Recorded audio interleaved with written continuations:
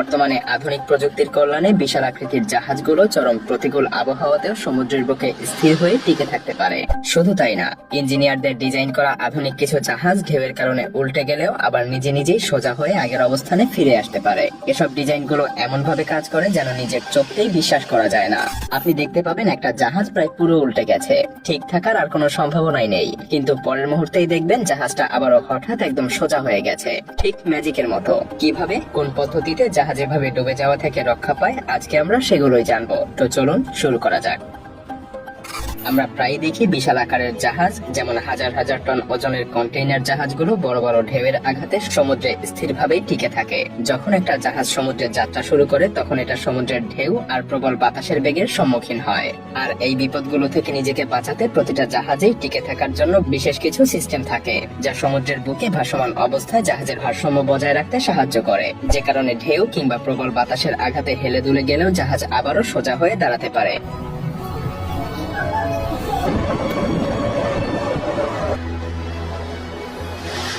জাহাজের এই ভারসাম্য বজায় রাখার জন্য বিভিন্ন ধরনের ডিভাইস আছে, যার মধ্যে অন্যতম হলো বেল স্কিলস।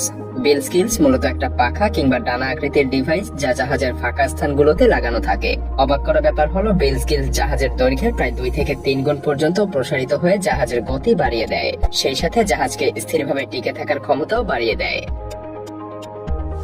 জাহাজের ভারসাম্য ঠিক রাখার আরেক ধরনের ডিভাইসের নাম হলো এন্টিলিং ট্যাঙ্ক। এটা এমন একটা ট্যাঙ্ক যেটা জাহাজ যখন ডানে কিংবা বাম দিকে হেলে যায় তখন জাহাজের ভারসাম্য ফিরিয়ে আনতে সাহায্য করে। এটা মূলত জাহাজের প্রস্থ বরাবর বসানো হয়। এই এন্টি রোলিং ট্যাঙ্ক মূলত 2টা পদ্ধতিতে ব্যবহার করা হয়, সক্রিয় এবং নিষ্ক্রিয় ট্যাঙ্ক পদ্ধতি। সক্রিয় পদ্ধতিতে একটা পাম্পের মধ্যে দিয়ে 2 ট্যাঙ্কের মধ্যেই পানি প্রবাহিত হয়, ফলে জাহাজের ভারসাম্য পানির ওজনের কারণে টিকে থাকে। এতে আবারও জাহাজ স্থির হয়ে যায়। পরবর্তী পদ্ধতিটা হলো ফিন স্টেবিলাইজার ডিভাইস, যা পাখার মতো আকৃতির একটা ডিভাইস এবং ঘোড়া অথবা গতি আবার স্থানে ফিরিয়ে আনতে কাজ করে, এবং এটা জাহাজের জাইরো সিস্টেমের মাধ্যমে নিয়ন্ত্রিত হয়। যখন জাহাজটা কাত হয়ে যায় তখন জাহাজের জাইরো সিস্টেম সক্রিয় সিস্টেমে একটা সংকেত পাঠায়। তবে যখন জাহাজটা ঘন্টায় প্রায় 18 কিলোমিটার গতিতে ছুটে চলে তখন এই পাখাগুলো খুব একটা কার্যকর হয় না, যদিও কন্টেইনার জাহাজগুলোতে মূলত এন্টি হিলিং সিস্টেম থাকে। এর কাজ হলো বন্দরে লোড এবং আনলোড করার সময় জাহাজকে ভূমি বরাবর সোজা কিংবা স্থির করে রাখা, কারণ এমন অবস্থাতেও জাহাজ ডুবে যাওয়ার প্রবল সম্ভাবনা থাকে। তবে মজার ব্যাপার হলো খোলা সমুদ্রে এন্টি হিলিং ডিভাইস সিস্টেম জাহাজ স্থির করার কাজে ব্যবহৃত হয় না। এটা একমাত্র জাহাজ পোর্ট থেকে লোড এবং আনলোড করার সময় ব্যবহার করা হয়। এন্টি হিলিং সিস্টেমটা জাহাজের বাঁক কত ডিগ্রি কোণে অবস্থান করছে তা শনাক্ত করে এবং অটোমেটিক্যালি পাম্পের সাহায্যে ট্যাঙ্কের ডান দিক থেকে বাম দিকে পানি স্থানান্তর করে জাহাজের ভারসাম্য আবার ফিরিয়ে আনে। মূলত জাহাজ যেদিকে কাত হয়ে যায় তার বিপরীত দিকে পানির ওজন বাড়িয়ে দেওয়া হয়, আর এতে করে জাহাজ আবারও সোজা হয়ে যায়।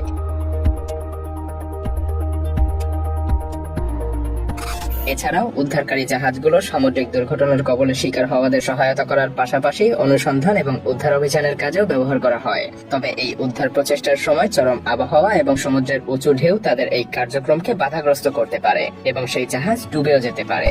আর এই সমস্যা থেকে সমাধান পেতে ইঞ্জিনিয়াররা এক নতুন প্রযুক্তি আবিষ্কার করেছে, যেটাকে বলা হয় সেলফ রাইডিং বোট।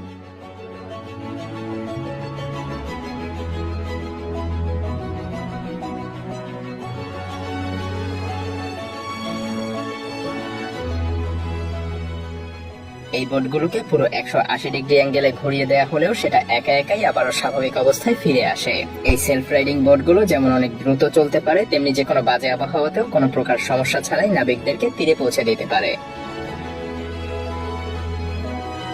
অনেক কোম্পানি এই সেলফ রাইডিং বোটগুলোকে বাজারজাত করে থাকে। তাদের মধ্যে অন্যতম যুক্তরাজ্যের royal national life boat institute. বেশ কিছু গুরুত্বপূর্ণ প্রযুক্তির মাধ্যমে এই সেলফ রাইডিং বোট তৈরি করা হয়। সবার প্রথমে বোটের ভারী যন্ত্রাংশগুলো বোটের সবচাইতে নিচে স্থাপন করা হয়। এরপর মনোযোগ দেওয়া হয় ক্রুদের কন্ট্রোল রুমে, যেটা অবশ্যই যতটা সম্ভব হালকা হতে হবে, সেই সাথে বাতাস দিয়ে পূর্ণও থাকতে হবে। ক্রুদের থাকার জায়গাটা সম্পূর্ণ ওয়াটারপ্রুফ হয়, যাতে সমুদ্রে ঝড়ের কবলে পড়লে কোনোভাবেই বোটের ভেতরে পানি না ঢোকে।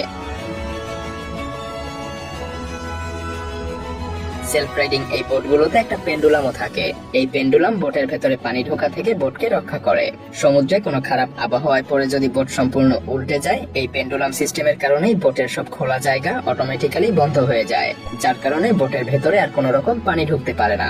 এছাড়াও এই বোটগুলোতে আরো একটা অসাধারণ প্রযুক্তি থাকে। কোনো কারণে যদি বোটটা উল্টে যায়, এই প্রযুক্তি নিজে নিজেই সেটা ডিটেক্ট করতে পারে, আর সেটা ডিটেক্ট করে বোটের রাডার সিস্টেম এবং ইঞ্জিন সহ সবকিছু বন্ধ করে দেয় বোটে থাকা ক্রুদের নিরাপত্তার জন্য, যতক্ষণ না বোটটা আবার সঠিক স্থানে ফিরে আসে।